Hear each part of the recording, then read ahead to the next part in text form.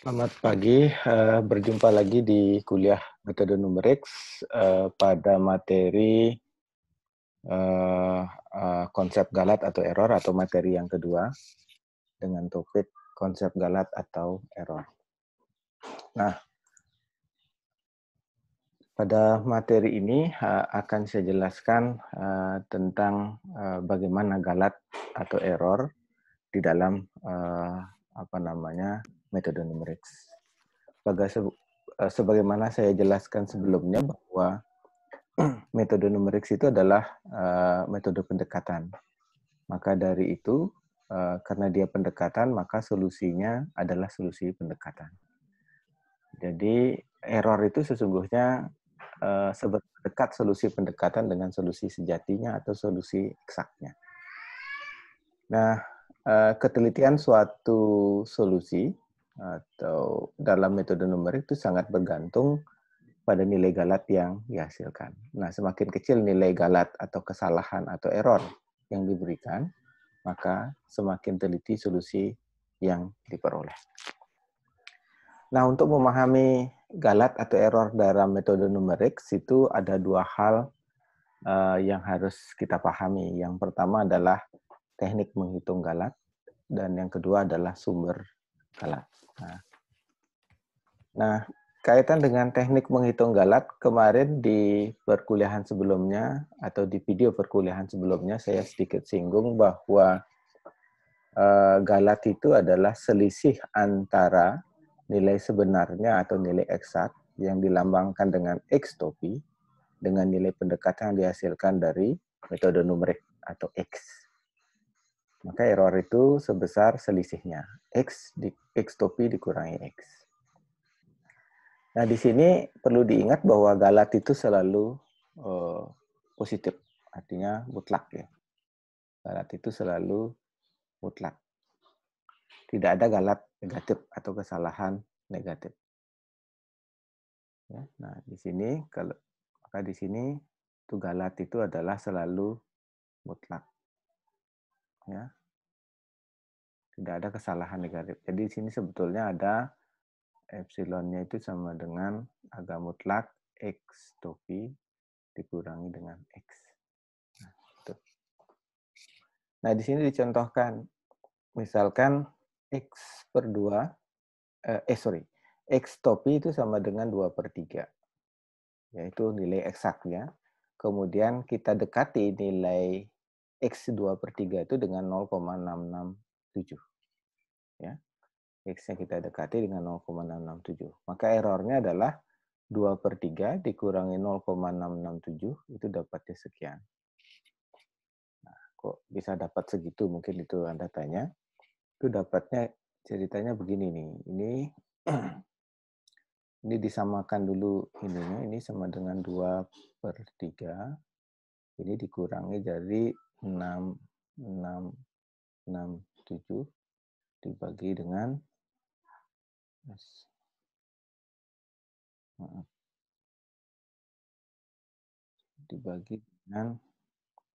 ini 10.000.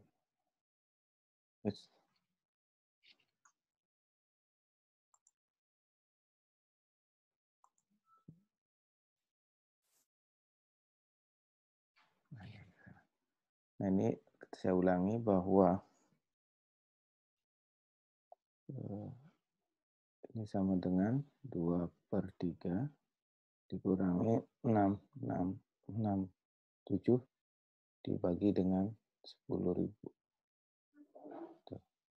Nah, ini kan bisa penyebutnya jadi gini, ini 20.000 dikali disamakan penyebut dikurangi 3 kali itu sekitar 20.000. 1 itu dibagi dengan 30.000. Nah, ini kan sama dengan harga mutlak ya. Min 1 dibagi 30.000. Nah, itu dapatnya kalau ini diterjemahkan itu jadinya. Maka errornya adalah sebesar 0,03333. itu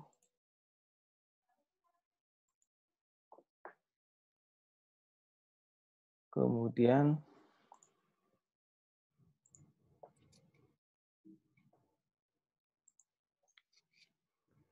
berikutnya jenis galat. Nah, di sini jenis galat itu ada galat mutlak yang dirumuskan dengan harga mutlak epsilon, seperti saya jelaskan sebelumnya, X topi dikurang X. Kemudian ada galat relatif, yaitu epsilon dibagi dengan X topi, atau galat mutlak dibagi dengan nilai eksaknya dikali 100%. Kemudian galat relatif pendekatan, yaitu XI plus 1 dikurang XI dibagi XI plus 1.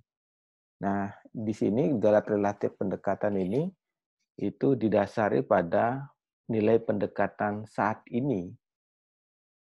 Nilai pendekatan saat ini itu ini XI plus 1 ini adalah nilai pendekatan saat ini dikurang nilai pendekatan sebelumnya dibagi dengan nilai pendekatan saat ini dikali 100%. Nah, ini disebut dengan galat relatif pendekatan. Atau bisa juga dinyatakan dengan epsilon dibagi dengan nilai galat pendekatan. Epsilon itu adalah nilai galat mutlaknya dibagi dengan nilai pendekatannya. Nah, itu juga disebut dengan galat relatif pendekatan. Nah, di sini biasanya bahwa tidak selalu dinyatakan dalam persen, bisa juga tidak dalam persen, ya, tidak dalam persen. Jadi cukup nanti kalau tidak dalam persen, maka rumusnya ya kali 100%-nya ini tidak ada, ya ini tidak ada, ya, yang ini juga tidak ada, ini juga demikian tidak ada. Maka tinggal misalkan kalau galat relatif ya itu sama dengan epsilon dibagi dengan X topi atau X sejatinya. Atau epsilon RA itu sama dengan epsilon dibagi dengan X saja. Ya, itu. Itu. Nah, contoh misalkan saya punya nilai asli itu 10/3. Kemudian dinyatakan dengan nilai pendekatan 3,3333. Ya, 3,33. Nah, di sini ini ada sedikit salah ketik. Ini mestinya adalah A, nilai pendekatannya. Maka galat mutlak itu dapat dihitung dari X sebenarnya dikurangi A, atau 10/3 dikurangi 3,33. Atau disamakan penyebutnya, ini di 333 dibagi 1000 dulu, kemudian baru disamakan sebutnya 3000, sehingga di sini menjadi 10.000 dikurangi 999 dibagi dengan 3000, sehingga kesalahannya jadi 1/30.000. Galat mutlaknya adalah 1/30.000. Ya, itu. Nah, kemudian bagaimana dengan galat relatifnya? Nah, galat relatifnya dapat dihitung epsilon dibagi dengan A topi, atau galat mutlak dibagi dengan nilai eksaknya. Itu tadi 0,333 dibagi dengan 10/3 dikali 100%. Itu dapatnya adalah 0,01%. Ya. Kemudian galat relatif pendekatannya yaitu epsilon dibagi dengan nilai pendekatannya, yaitu 0,33 dibagi dengan 3,33. Kali 100% itu dapatnya 1/999%. Nah, ini contoh kita menghitung galat ya. Nah, galat relatif ini sangat bermakna dibandingkan dengan galat mutlak. Nah, di video pembelajaran sebelumnya saya contohkan bagaimana orang mengukur suatu panjang dengan alat yang berbeda. Menghasilkan galat mutlak yang sama, tetapi galat relatifnya menjadi berbeda. Maka galat relatif itu banyak sekali dipakai dalam menentukan ketelitian dari hasil pengukuran atau hasil perhitungan. Namun perlu diingat bahwa galat relatif itu tidak selalu dinyatakan dalam persen. Tidak selalu, bisa saja tidak ada persen. Itu. Nah, dalam menentukan solusi pendekatan di dalam numerik itu dilakukan secara iterasi. Nah, iterasi ini maksudnya adalah suatu proses yang dilakukan secara berulang. Jadi suatu proses yang sama itu dilakukan secara berulang itu disebut dengan iterasi.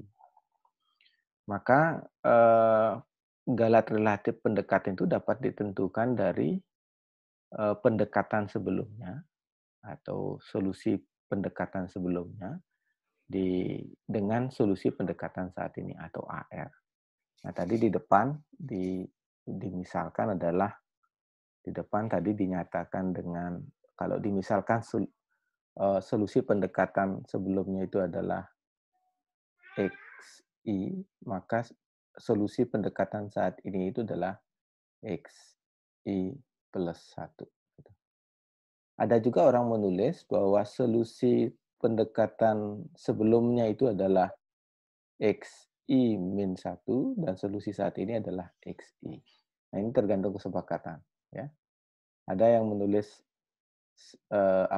sebelumnya adalah XI, saat ini XI plus 1, dan sebelumnya adalah XI min 1, dan saat ininya adalah XI. Nah, kalau demikian ini tergantung yang mana mau dipakai. Nah, kalau kita misalkan yang ini dipakai, maka rumusnya menjadi galat relatif ini. Tuh. RA ini akan menjadi ini. XI plus 1 dikurangi XI dibagi dengan XI plus 1. Kalau yang ini dipakai, maka dia mirip dengan ini. Maka RA itu sama dengan XI dikurangi XI min 1 dibagi dengan XI. Nah, ini sama dengan ini. Ya, mirip, cuman di sini menggunakan variabel X, di sini menggunakan variabel A. Cuman dibacanya adalah ini solusi pendekatan saat ini, dan ini solusi pendekatan sebelumnya. Nah, dalam perhitungan numerik, sebuah solusi sejati itu tidak selalu ditemukan. Ya, dalam solusi sejati tidak selalu ditemukan, maka kita menghentikan proses perhitungan numerik itu dengan memanfaatkan galat relatif ini. Jadi kalau kita punya galat relatif yang digunakan untuk menghitung akselerasi jika galat relatifnya itu sudah lebih kecil dari galat ES atau batas galat yang diberikan. Ini namanya galat toleransi. Ya, ES ini namanya kesalahan toleransi. Ini namanya galat toleransi. Atau galat yang kesalahan yang masih ditolerir, ya, ditoleransikan. Tuh. Nah, misalkan ini saya punya contoh nih. Contoh kita memahami galat toleransi. Misalkan saya punya contoh diketahui bahwa XR itu atau pendekatan saat ini itu sama dengan minus XR min 1 pangkat 3 ditambah 3 dibagi dengan 6. Nah, itu XR minus 1 pangkat 3 tambah 3 dibagi 6. Dengan R-nya adalah 1, 2, 3, 4, dan seterusnya. X0-nya adalah 0,5. Maka dengan ES atau epsilon S 0,0001, hitunglah RA untuk setiap iterasi dan kapan berhentinya, kurang lebih begitu. Jadi kita diminta untuk menghitung RA dan hingga dia proses berhenti. Ini hingga proses iterasi selesai.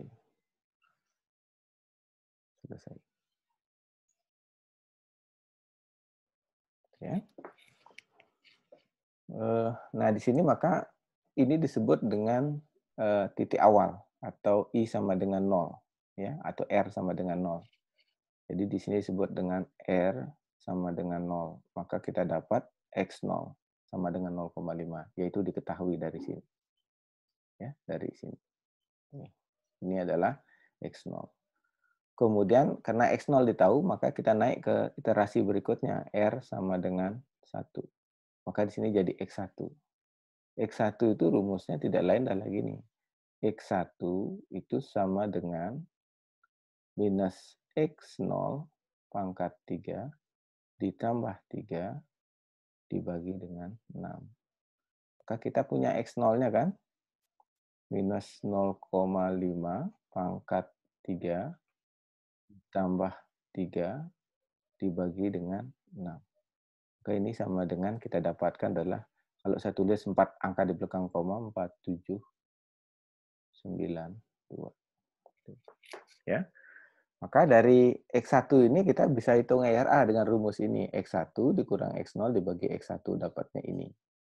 Nah, ini kita bandingkan dengan epsilon S. Ini dibandingkan. Ternyata di sini, ini itu masih jauh lebih besar dari ES.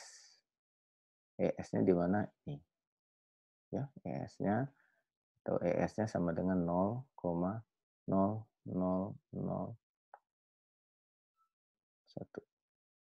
Ya. Ini atau sama dengan 10 pangkat minus 5. Kalau dinyatakan dalam bilangan floating point. Itu, nah, maka selanjutnya, karena masih lebih besar dari epsilon S, maka kita lanjut ke iterasi berikutnya. Lanjut ke iterasi berikutnya.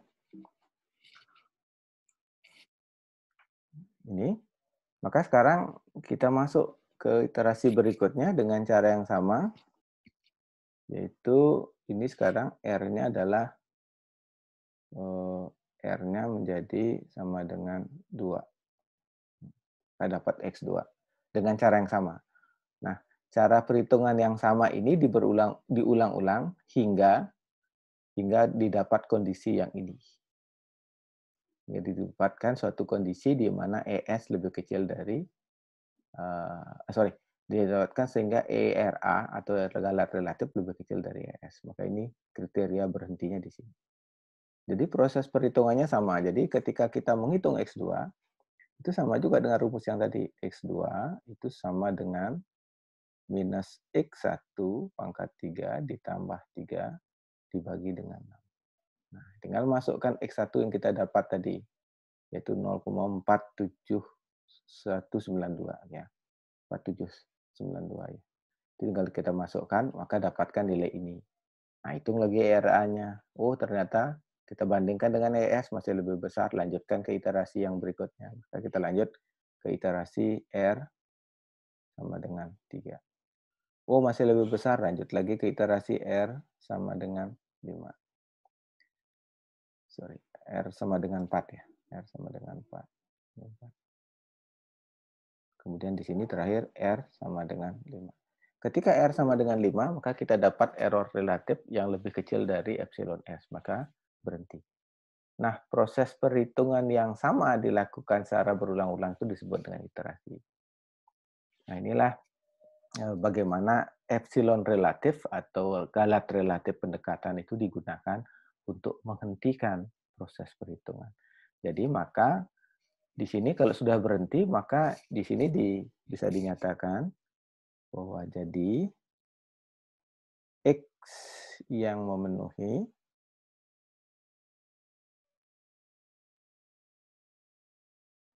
adalah X5 atau sama dengan 0,4814. Nah, kira-kira itu. Nah, itu dari soal itu, maka itu yang memenuhi. Oke. Nah, sekarang kita lanjut. Itu adalah proses menghitung galat. Kemudian yang menghitung galat dan pemanfaatannya. Sekarang sumber galat. Sumber galat itu ada 2, yaitu yang utama ya, ada galat pemotongan, transition error, dan galat pembulatan atau round of error. Nah, di samping dua sumber utama itu ada juga galat yang lain, yaitu galat eksperimental dan galat pemrograman. Galat eksperimental ini lebih kepada kesalahan kita dalam melakukan eksperimen. Misalkan Anda diminta menghitung panjang suatu objek dengan ukuran milimeter, Anda pakai alat ukur sentimeter. Nah, itu pasti errornya besar. Ketika kita diminta untuk menghitung suatu panjang, yang panjangnya itu adalah dalam satuan sentimeter, Anda ukur pakai meteran. Nah, itu akan error muncul. Nah, namun galat ini cenderung saat ini sudah bisa diabaikan, mengingat banyak sekali peralatan-peralatan eksperimen yang basisnya adalah digital. Jadi semua alat ukur itu bersifat digital. Sehingga ketelitiannya sudah dapat ditingkatkan. Kemudian yang kedua ada galat pemrograman. Galat pemrograman ini adalah kesalahan yang diakibatkan ketika kita salah dalam memilih tipe data. Saya contohkan misalkan gini. Anda sudah belajar tipe data di semester 1 atau 2. Itu atau dalam bahasa pemrograman atau algoritma pemrograman. Ya. Nah, di situ Anda dapat tahu kan bahwa tipe data itu ada macam-macam. Misalkan saja saya punya tipe data byte. Tipe data byte. Byte. Misalkan saya kasih A, B, C. Inilah tipe data saya. Tipe data saya, kemudian nilai A saya kasih 10, nilai B saya kasih 100. Maka C itu sama dengan A plus B, ini pasti hasilnya 110. Benar ya. Nah, tetapi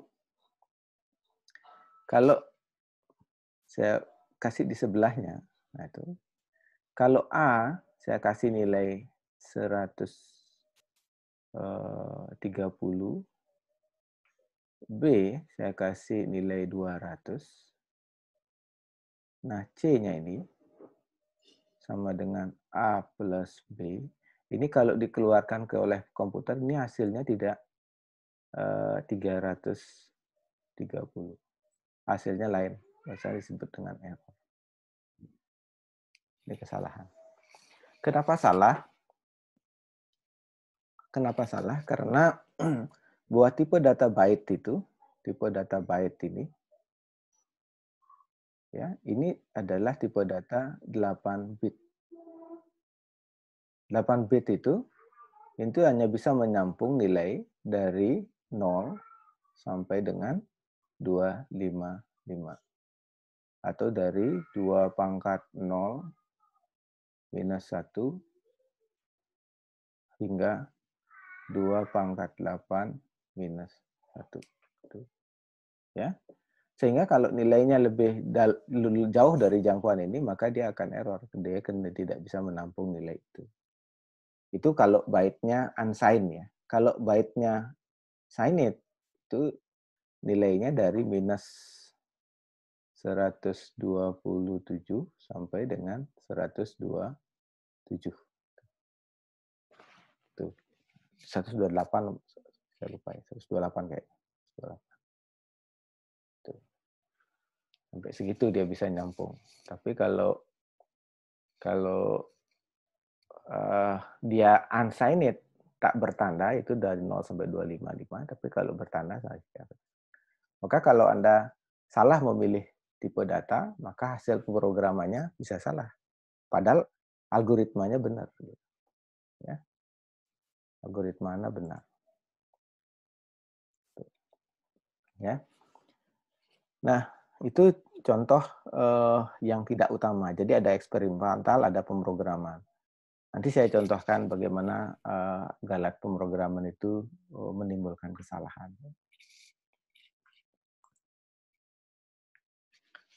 Nah, galat pemotongan. Bahwa galat pemotongan itu terjadi ketika fungsi yang kompleks itu didekati dengan fungsi yang lebih sederhana.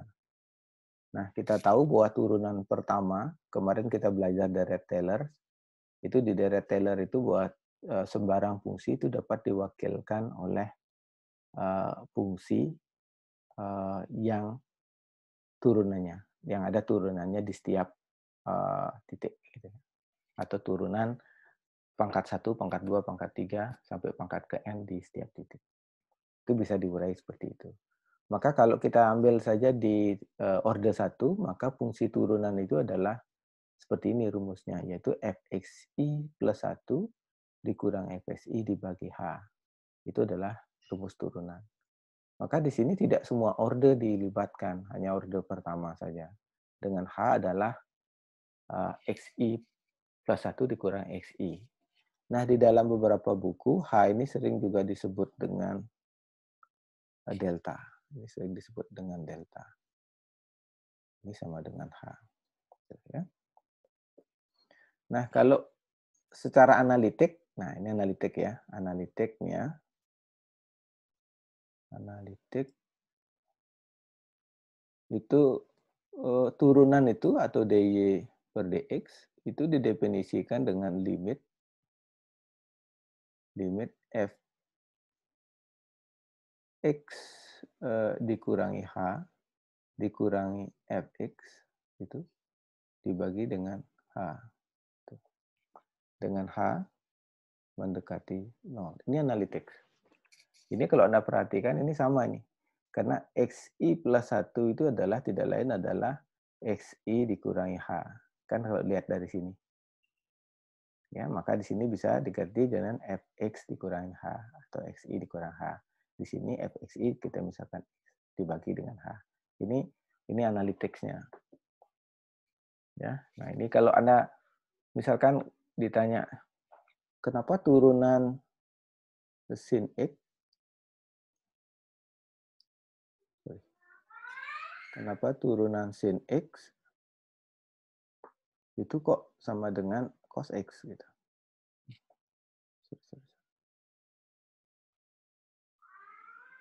Ya.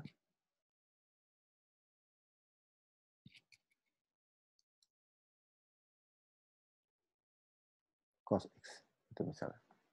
Kenapa bisa seperti itu?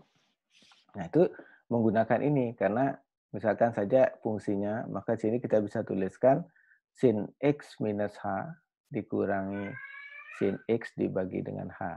Sin x, sin a plus b atau sin a plus minus b itu kan sin ada rumusnya adalah sin dikurangi cos kan gitu. Dari situ kemudian karena h mendekati 0 nanti dianggap 0, maka yang sin tidak ada, tinggal cosnya saja.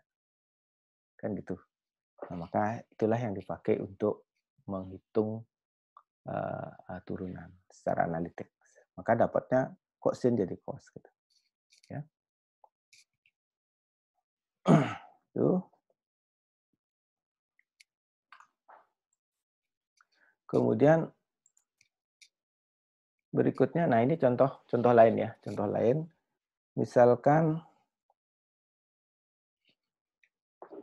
fungsi cos x didekati dengan bantuan deret Taylor. Dan bantuan deret Taylor di sekitar x0 sama dengan 0 sampai dengan derajat 6. Nah, kemarin saya contohkan bagaimana fungsi ini bisa kita dekati gitu ya dengan cara deret Taylor.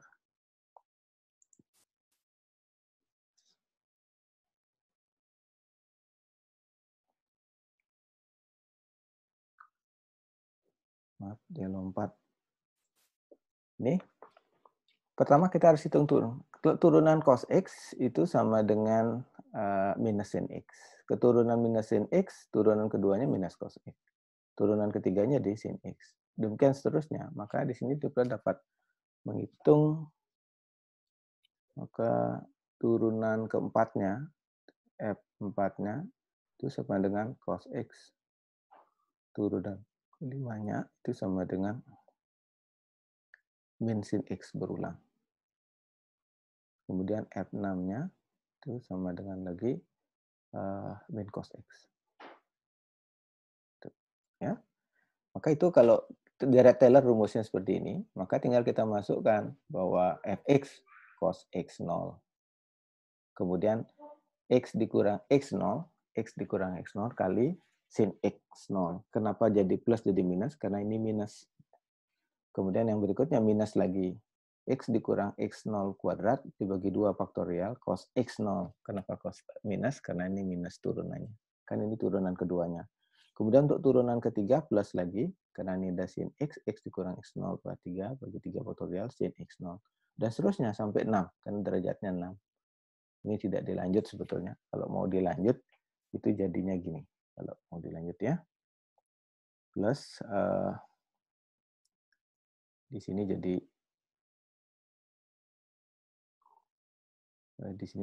X dikurang X0 pangkat 4 dibagi dengan 4 faktorial dikali turunan keempatnya, yaitu cos X. Cos X0. Itu ya. Kemudian ditambah lagi, derajat kelimanya, X dikurangi X0 pangkat 5 dibagi dengan 5 faktorial dikali dengan sin X minus sin X0. Turunan ke-6-nya negatif lagi, negatif. X dikurangi X0 pangkat 6 dibagi dengan 6 faktorial dikali cos X0. Tuh, ya. Nah, ini sekarang kita tahu bahwa X0-nya sama dengan 0. Maka semua X0 diganti dengan 0. Ya. Maka di sini diganti dengan 0. Maka kita tahu bahwa sin 0 itu pasti 0. Ya kan? Sin 0 kan 0. Maka ini itu jadinya 0. Yang ini. Yang ini itu jadinya 0. Setiap sin. Ini juga jadinya 0. Karena tidak ada nilainya. Sedangkan di sini, yang ini sin ini juga nilainya 0. Sedangkan ini nilainya karena cos 0, karena X0-nya sama dengan 0, maka ini jadi 1. Yang ini, Anda harus ingat. Ini 1, karena cos 0 itu 1. Ini jadi 1. Ya. Dan di sini juga jadi 1. Ini jadi 1. Nah, ini tidak dilanjut karena derajatnya 6. Maka kalau demikian, maka kita dapatkan yang ini. 1 minus X kuadrat dibagi 2 faktorial, plus X pangkat 4, 4 faktorial, minus X pangkat 6, 6 faktorial, dan seterusnya, plus X pangkat 8, 8 faktorial, lompat lagi, X pangkat 10, 10 faktorial, dan seterusnya. Nah, karena kita dekati hanya sampai derajat 6, maka kita ambil sampai nilai 6 saja, sampai 6 faktorial. Maka ini disebut dengan nilai pendekatan atau nilai hampiran. Sedangkan ini, sisanya ini tidak kita hitung, itu kita anggap sebagai galat pemotongan. Nah, ini yang disebut dengan galat pemotongan. Artinya apa di sini? Semakin tinggi derajat atau orde deret Taylor yang kita pertimbangkan, maka galat pemotongannya semakin kecil. Ya, semakin tinggi derajat atau orde Taylor, deret Taylor yang kita pakai, maka galat pemotongannya semakin kecil. Itu pertama. Kemudian yang kedua yang bisa dilakukan adalah, Anda harus lihat ini. Galat pemotongan itu rumusnya gini. X dikurang X0, N pangkat 1 dibagi X plus 1 faktorial. Nah, Anda perlu melihat yang ini saja. Bahwa X dikurang X0 ini kita sebut saja dengan delta. Ya, atau H. Delta atau H. Nah, kalau kita lihat di sini, kalau H-nya sangat kecil, ya, H-nya sangat kecil, itu dipangkatkan dengan sesuatu itu menjadi sangat kecil. Ya, kalau H-nya mendekati 0 misalkan, H-nya mendekati 0, maka ini akan menjadi sangat kecil dibagi sangat besar, ini menjadi sangat kecil. Sangat kecil, betul. Ya. Karena 10 pangkat minus 5 dipangkatkan misalkan galat ordenya 3, ini sudah jadi 10 pangkat minus 15. Kan gitu. Ya. Jadi contohnya gitu. Jadi ada dua pendekatan yang bisa kita gunakan untuk meminimalkan galat pemotongan, yaitu pertama, kita pertimbangkan banyak ordenya, dan yang kedua adalah kita perkecil deltanya. Semakin kecil deltanya, maka semakin kecil errornya. Itu yang bisa kita pakai. Nah, walaupun misalkan kita hanya pertimbangkan sampai 6, tapi ketika kita galatnya kita kecilkan, deltanya kita kecilkan, maka errornya juga menjadi kecil. Bisa kita terapkan seperti itu. Ya, jadi ada dua cara untuk mengurangi atau memperkecil galat pemotongan. Yang pertama dengan meningkatkan orde deret Taylor-nya. Yang kedua adalah memperkecil delta. Oke. Nah, namun dalam penyelesaian numerik bahwa galat pemotongan itu hampir tidak pernah dapat kita peroleh karena kita tidak mengetahui nilai C sebenarnya. Kecuali jika informasi C itu terletak dalam serang tertentu. Maka rumus yang tadi itu akan berubah menjadi galat Rnx itu kita cari maksimumnya. Maksimum dari X0 sampai X. Tapi biasanya nanti di belakang ada, itu yang dilihat adalah N pangkatnya ini. Semakin tinggi N pangkatnya ini, itu biasanya galatnya semakin kecil. Karena di sini menunjukkan order. Ya, menunjukkan order. Itu yang cara strategi praktisnya. Contoh berikutnya, nah ini contohnya ini. Gunakan deret Taylor orde 4 di sekitar X0 sama dengan 1 untuk menghampiri nilai len 0,9. Nah, jadi X0-nya sama dengan 1 untuk menghampiri len 0,9. Nah, ini kalau Anda lihat, ini deltanya. Ini adalah X yang kita cari, X-nya sama dengan 0,9, tapi kita tahu X0 sama dengan 1 itu sama dengan 1. Ini deltanya jadi 0,1 kecil. Ya. Nah, tapi kalau deltanya diperbesar, misalkan di sekitar X01 kita tahu, tapi kita gunakan untuk menghitung len 0,5, pasti errornya tinggi. Errornya tinggi ya. Contoh, nah di sini kita diminta untuk menghitung nilai len 0,9 dengan deret Taylor, tapi di sekitar X0 sama dengan 1. Maka caranya adalah fungsi len itu harus ubah dulu menjadi deret Taylor. Ya. Maka kita lihat, fx-nya dulu apa? Len x. Len di titik 1, 0. Kemudian turunan len x apa? Super x. Di titik 1 sama dengan 1. Kemudian turunan kedua dari len x itu adalah minus 1 x kuadrat. Turunannya kita masukkan nilai x-nya 1, dapatnya minus 1. Turunan ketiga, dapatnya 2 per x pangkat 3. Nilai turunannya di titik 1 sama dengan 2. Keempat, minus 6 per x per 4. Nilai turunannya adalah minus 6. Dan seterusnya. Maka dari data itu, karena rumus Dirac-Taylor yang tadi, maka bisa kita dapatkan ini. Len x itu sama dengan x dikurang x0 dikurangi x dikurang x0-nya tadi 1 dibagi 2 plus x dikurang x0 pangkat 3 dibagi 3 dan seterusnya sampai ini. Ini dapat diurai ya. Maka dari rumus ini karena kita dekati sampai derajat 4, maka rumus galat pemotongannya R pangkat 5.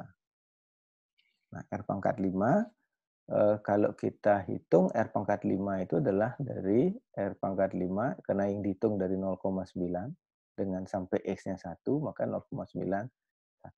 Nah, kita cari nilai, kita hitung 0,9 kita masukkan ke sini, dapatnya berapa. Kemudian 0,1 kita masukkan ke sini, 1 kita masukkan ke sini, dapatnya berapa. Dicari nilai maksimum dari semua rentang itu, maka kita dapat yang di sini. Ya. Jadi di sini Dirac-Taylor yang kita pelajari di sebelumnya itu dipakai di sini ya. Deret Taylor dipakai untuk menghampiri fungsi. Jadi semakin tadi ada penjelasan di depan, semakin tinggi order yang kita pertimbangkan, semakin baik hasil perhitungannya atau hasil hampirannya. Atau caranya adalah kita memperkecil delta ini. Itu bisa. Maka LAN, 0,9 itu dapatnya segini, sedangkan galat pemotongannya segini, kecil sekali. Ini kalau ini kita hitung ini sekitar 1/1 juta.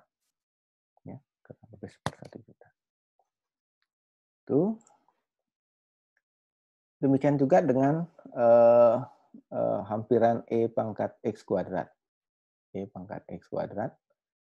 Kita diminta menghitung integral dari 0 sampai 1 dengan E pangkat X kuadrat dengan fungsi Deret Maclaurin.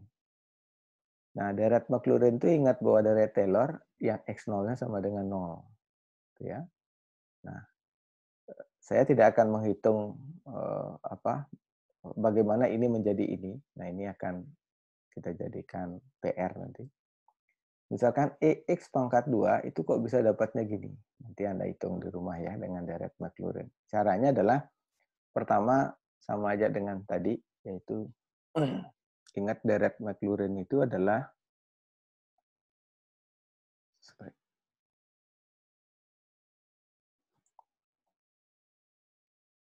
ini bahwa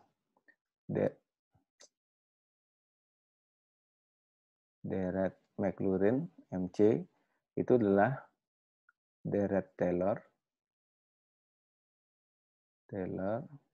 dengan X0-nya sama dengan 0. Ya, sama dengan 0. Jadi itu yang perlu diingat. Maka caranya sama saja dengan yang menghitung E pangkat tadi ln X itu. Jadi kita tahu fx-nya dulu apa? Fx-nya adalah E pangkat X kuadrat. Ya.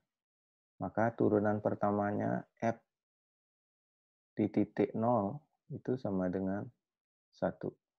Karena E pangkat 0 kuadrat sama dengan 1. Kemudian F aksen X-nya apa? Nah, itu yang Anda hitung. Kemudian nilai di titik F 0-nya sama dengan berapa? Kemudian terus turunan keduanya dari X itu dihitung lagi. Kemudian dapat F di titik 0-nya 1 turunan kedua. Dapat berapa? Baru dimasukkan nilai ini ke dalam Deret Maclaurin, maka disederhanakan sampai order 8, maka kita dapatkan ini. Nah, di sini kenapa ini didekati? Karena mengintegralkan ini tidak mudah. Maka kalau sekarang integralnya bentuknya begini, ini jadi mudah. Ini integral 1x, x kuadrat dibagi 3, x pangkat 5 per 10. Ya. Kemudian x pangkat 6, pangkat 7 per 42, dan x pangkat 9 per 262. Dari 0 sampai 1 kita dapatnya sekian. Nah, jadi di sini kalau kita lihat bahwa Deret Maclaurin itu kita gunakan untuk menghampiri fungsi, kemudian fungsi itu mudah diselesaikan. Itu juga menguntungkan ya. Namun perlu diingat agar hasilnya optimal, maka order yang dipertimbangkan harus besar. Ya. Contohnya. Nanti bisa dilatih sendiri di rumah. Oke.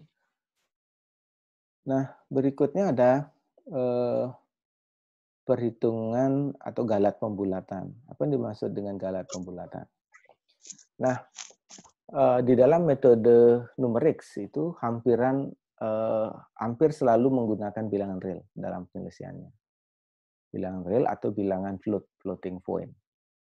Nah, masalah yang timbul bila komputasi numerik dikerjakan dengan komputer, karena semua bilangan real tidak dapat disajikan secara tepat, maka ada keterbatasan komputer dalam menyajikan bilangan sehingga menghasilkan galat.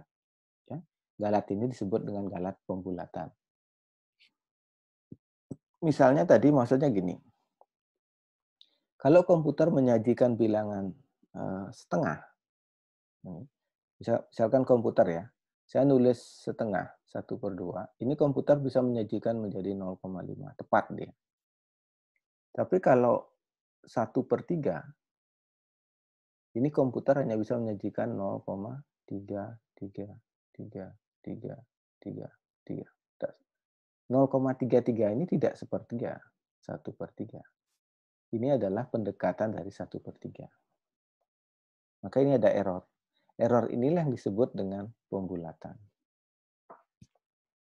Nah, kalau Anda ingat bahasa pemrograman, bahwa kalau Anda menggunakan tipe data yang terbatas, maka pembulatannya jadi besar.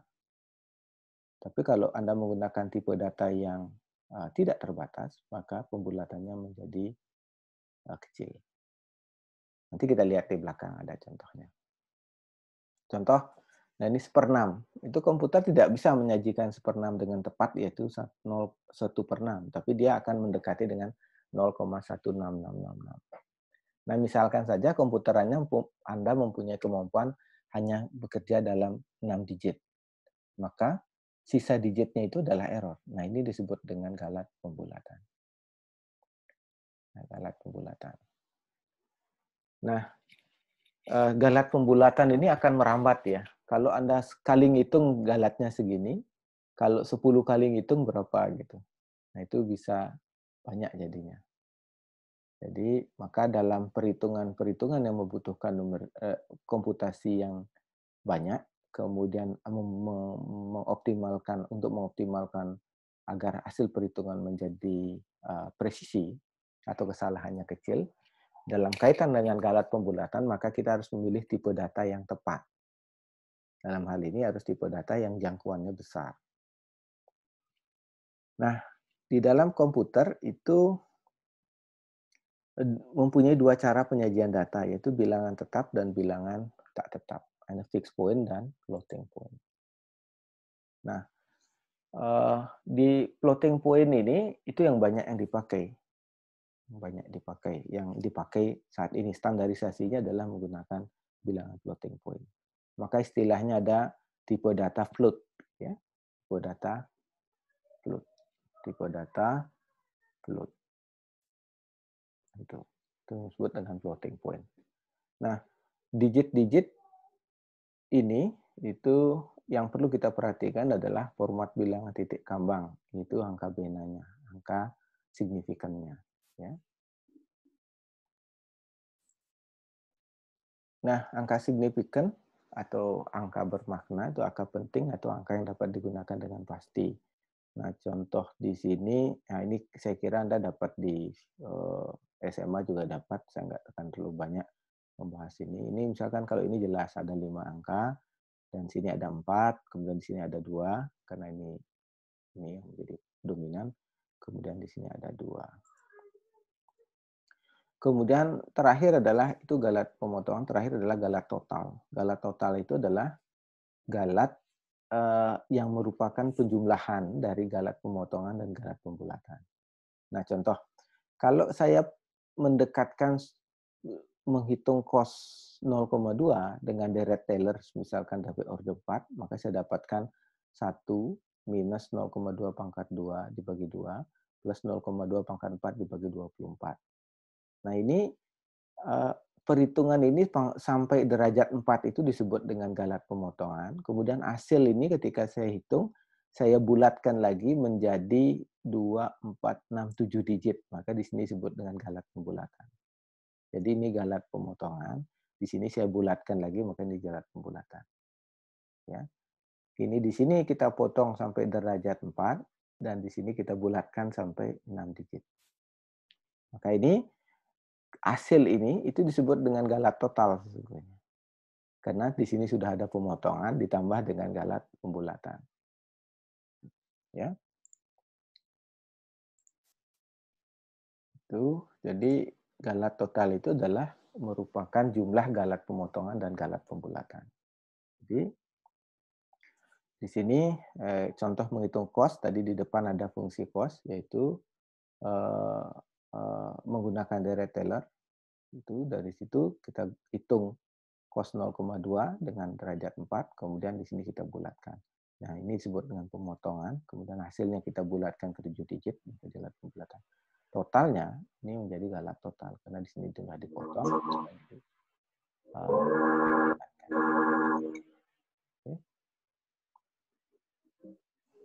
Itu Kemudian hal ini muncul, jadi di dalam Galat itu karena muncul bahwa cos 0,2 itu hanya didekati sampai dengan orde 4, sedangkan Galat pembulatannya timbul karena kita membulatkan nilai hampiran ke dalam 7 digit binar. Jadi sesungguhnya Galat hasil perhitungan tadi itu adalah Galat total. Ya. Kemudian orde pendekatan. Nah, ini penting diketahui. Dalam metode numerik, fungsi fx sering diganti dengan fungsi hampiran yang lebih sederhana. Satu cara mengungkapkan tingkat ketelitian penghampir itu dengan menggunakan notasi big O. Ya, O besar atau big O. Nah, ini sangat sering Anda jumpai dalam buku-buku algoritma pemrograman bahwa fungsi big O itu dipakai untuk menyatakan ketelitian suatu fungsi. Misalkan fungsi fh dihampiri dengan fungsi ph. Jika fh dikurangi ph, yang dalam hal ITM adalah konstantari lebih besar dari 0, maka kita katakan bahwa ph itu menghampiri fh dengan orde big OH pangkat n. Nah, maka dapat ditulis fh itu sama dengan ph ditambah big OH pangkat n. Itu big OH pangkat n. Nah, big OH pangkat n ini juga dapat diartikan sebagai orde Galat dari penghampiran fungsi. Ya. Jadi semakin tinggi H pangkat n-nya di sini, maka Galatnya semakin kecil. Dan umumnya H itu dipilih kecil, maka Galatnya akan semakin kecil. Jadi kalau Anda lihat nanti fungsi hampiran, pH-nya dengan big OH pangkat n, kalau n-nya tinggi, maka pilihlah fungsi hampiran itu. Itu strateginya. Karena kalau semakin tinggi pangkat n-nya di sini, itu artinya orde kesalahannya semakin kecil. Ya. Misalkan metode yang berorde OH pangkat 2, itu akan lebih teliti daripada berorde OH, big OH. Ini H orde 1. Jadi kalau orde pangkat 2, lebih teliti dari big OH. Kenapa demikian? Karena kalau misalkan tadi saya jelaskan bahwa kalau hanya kalau jika hanya misalkan 10 pangkat minus 4 itu, kalau misalkan dia fungsi hampirannya big O H kuadrat, maka ini bisa errornya jadi 10 pangkat minus 4 dipangkatkan 2. Ini jadi 10 pangkat minus 8 kurang lebih. Tapi tidak hampir sama ya. Itu kurang lebih kecil. Ya, ini jadi sangat kecil. Maka saya bilang faktor sangat kecil. Dibanding dengan OH. OH itu maka errornya itu menjadi 10 pangkat minus 4. Jika ini dibandingkan, maka jadinya ini lebih kecil dari ini. Nah, kita perlu perhatikan bahwa untuk metode yang berorde big OH kuadrat, jika ukuran H-nya dijadikan setengah kali semula, disetengahkan, maka Galatnya menjadi seperempat Galat semula. Karena setengah dipangkatkan 2 itu kan seperempat. Nah, umumnya Dirac-Taylor itu digunakan untuk menghampiri fungsi. Misalkan ini, ya, xi plus H adalah titik sebaran H, maka hampiran fxi plus 1 dinyatakan dengan Dirac-Taylor seperti ini. Ini sudah kemarin ya. Maka ini. Nah, maka di sini kalau kita misalkan ini kita ganti dengan H, maka jadinya H per 1 faktorial, H kuadrat, dan seterusnya. Maka kalau di sini Rn-nya itu bergantung pada ordenya. Nah, contoh nanti di belakang kalau kita menggunakan fungsi ini untuk menghampiri fungsi, contohnya gini. Misalkan fx i pangkat x itu jadinya 1 plus h kuadrat bagi 2 faktorial plus h pangkat 3 faktorial, h pangkat 4 faktorial. Ini adalah kesalahannya big O h pangkat 5. Nah, ini udah kecil. Dan x misalkan juga sama x kuadrat dibagi 2, x pangkat 3 dibagi 3, x pangkat 4 dibagi 4, x pangkat 5 dibagi 5. Dapatnya big O h pangkat 5. Contoh sin h. sin H itu kalau kita nyatakan dengan H minus H pangkat 3 dibagi 3 faktorial, H pangkat 5 dibagi 5 faktorial, salahnya lah big O H pangkat 7. Cos H itu jadi 1 minus H kuadrat dibagi 2 faktorial, plus H pangkat 4 faktorial, minus 6 pangkat, H pangkat 6 6 faktorial, ini kesalahannya big O H pangkat 8. Mungkin Anda bertanya, kenapa kok lompat 2 ini? Lompat 2 karena di sini kan menggunakan deret Maclaurin, maka ketika sin, pasti di sini ada di tengah ini ada yang 6 itu hasilnya 0. Sehingga tidak dihitung galaknya. Karena 0 dikali berapa kan pasti 0. Di sini tadi kan sudah jelas saya tunjukkan, karena di pangkat 7 itu adalah ketemunya juga sin. Sin 0 itu adalah 0. Jadi tadi di depan contoh. Itu notasi big OH. Jadi kalau Anda memilih suatu fungsi hampiran, pilihlah fungsi hampiran yang big OH-nya pangkatnya tinggi atau derajatnya tinggi. Itu adalah fungsi perwakilan yang sangat baik. Berikutnya bilangan floating point. Nah, untuk memahami galat pembulatan lebih rinci, kita perlu mengerti cara penyimpanan bilangan real dalam komputer. Format bilangan real dalam komputer itu berbeda-beda bergantung pada piranti kerasnya. Namun saat ini itu sudah distandarisasi sebetulnya. Nah, kita tahu bahwa bilangan real dalam komputer itu selalu disajikan dengan bilangan floating point. Nah, ini contohnya. Representasi bilangan floating point itu menggunakan eksponensial gini dalam komputer. 3 kali 10 pangkat 6. Karena kita terbiasa dengan basis 10, maka kita bacanya 3 kali 10 pangkat 6. Sebetulnya komputer itu mengerjakan dengan basis biner. Ya. 3 kali 10 pangkat 6, mantisanya itu adalah 3, basisnya 10, eksponennya 6. Nah, ini kalau Anda terjemahkan, ini jadi 3 juta. Kalau 3 kali 10 pangkat minus 6, itu jadi adalah 3 per 0,00003 atau 1/1 juta atau 3 per 1 juta. Itu, ya. Itu harus Anda pahami. Nah, pada awalnya bahwa floating point itu berbeda-beda setiap hardware. Namun sekarang sudah distandarisasi menjadi format IEEE 754. Ya. Dua format standar ini itu untuk floating point 32 bit, itu bits pertama itu dipakai dengan tanda atau sign, kemudian eksponennya 8 bit, mantisanya 23 bit. Ya. Kalau yang 64 bit, sign-nya itu 1 bit, eksponennya 11 bit, mantisanya 52 bit. Maka kalau di sini, sering Anda dengar bahwa float sama double. Ini adalah tipe data float, ini tipe data double. Tujuannya apa? Jadi yang 64 bit itu jangkauannya lebih besar dibandingkan dengan yang float. Contoh, keuntungan floating point. Keuntungannya, jangkauan representasi bilangan floating point itu lebih lebar daripada fixed point. Contoh, kalau kita menggunakan 32 bit floating point, itu jangkauannya adalah minus 3,4 kali 10 pangkat minus 38 sampai plus 3,4 kali 10 pangkat plus 38. Ini jangkauannya dari minus sampai sekian plus gitu ya. Ya. Itu kemudian kalau double itu dari minus 1,7 kali 10 pangkat minus 308 sampai 1,7 pangkat 10 pangkat 308. 64 bit. Ini kalau kita lihat di sini itu presisinya 7 digit, di sini adalah 15 digit. Di sini adalah 7 digit, di sini 15 digit. Nah, jangkauan ini itu akan sangat berguna, akan sangat baik kalau kita menginginkan presisi yang tinggi, maka kita harus memilih tipe data yang mampu menjangkau itu.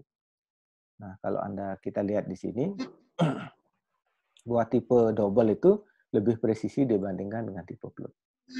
Kalau kita menginginkan presisi, maka pilihlah tipe data double. Nah, kedua itu digunakan untuk keperluan bilangan yang sangat besar, untuk bilangan bilangan yang sangat kecil. Untuk bilangan sangat besar dan bilangan sangat kecil. Kemudian yang ketiga, representasi bilangan floating point lebih akurat dalam operasi aritmatika.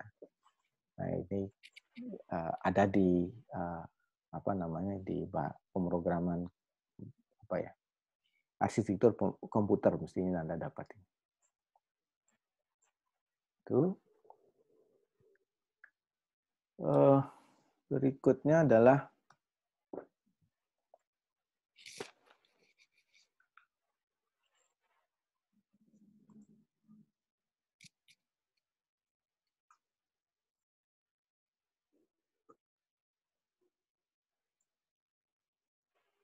kelewat. Ini slide terakhir bahwa keuntungan dari floating point itu adalah meningkatkan presisi atau mengurangi kesalahan dalam penilaian metode numerik. Jadi ketika Anda menggunakan tipe data floating point dalam penyelesaian numerik, maka pilihlah floating point yang memiliki jangkauan besar untuk meningkatkan presisi atau mengurangi kesalahan. Nah, saya kira itu yang bisa saya jelaskan untuk materi tentang galat atau kesalahan. Mudah-mudahan dapat dipahami. Saya akhiri dulu presentasi ini. Untuk selanjutnya saya buka sesi diskusi atau tanya jawab. Silahkan kalau ada.